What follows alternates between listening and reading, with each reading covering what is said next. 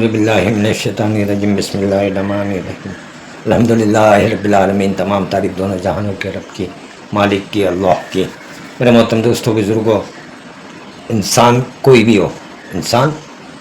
ہو، مسلمان، کرسچن، یہودی وغیرہ وغیرہ وغیرہ، جو بھی ہے انسان، مطلب سب کے دل میں کچھ نہیں نہ کچھ اندر کا ڈر ہوتا ہے. ہر انسان کو آپ دیکھ لینا دنیا میں کوئی بھی انسان کو کہیں نہ کہیں ڈر ہے نا. ہے ہی پریکٹیکلی بتا رہا ہوں. بچپن سے چلو بتا دیتا ہوں. بچپن میں بچہ جب بڑا ہوتا ہے، ہم لوگ بڑے ہوتے تو پیدل یعنی پگ پالا چھوٹا بچہ ہے نہیں، اس کو جب چلنے کا طریقہ تم بتائیں گے نہیں تو وہ ڈرے گا. وہ فوری طور کے اوپر پریکٹیکل دیکھ لینا، پیر نہیں اٹھاتا، آپ کو ایسے پکڑ کے چلنا پڑتا ہے، پھر بھی وہ گھبراتا ہے.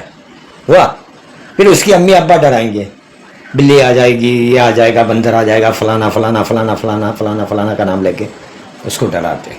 برابر ہے. تھوڑا سمجھدار ہوا، کھیلنے کا موقع ہوا، نہیں بیٹا نہیں تیرے کو لگ جائے گا، گر جائے گا، ہے نا. وہ گرتا بھی ہے، پٹکاتا بھی ہے بس، لیکن اما ابا نہیں بیٹا ڈر جائے گا، لگ جائے گا، ہے نا. ایسا ہی ہے سب. دیکھو پھر آگے، پھر اسکول کی تیاری جب کرتا ہے تو ٹیچر سے ڈر لگتا ہے. اسکول میں کون ہے؟ ٹیچر سے ڈر لگتا ہے. ڈر اس کے اندر، ڈر ماسٹر، ٹیچر، میڈم جو بھی ہے ماریں گے.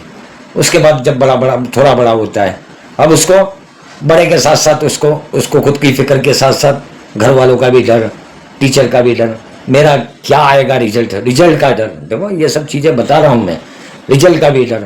پھر تھوڑا بڑا ہوا تو پھر بھی اس کو ڈر. پھر اس کو اندر ڈر پیدا ہوتے اس کے اندر ڈر ہی رہتا ہے پوری زندگی. وہ سائیکولوجیکل ماحول کے اندر، معاشرے کے اندر، پھر ہر چیز کے اندر ڈر. ایک سائیکولوجیکل کہ بھائی میں ایگزام میں فیل ہو جاؤں گا تو مجھے، پھر نوکری کرنے والے کو مینیجر یا اس کا جو بھی ہے کاروبار کرنے والا اس کا ڈر.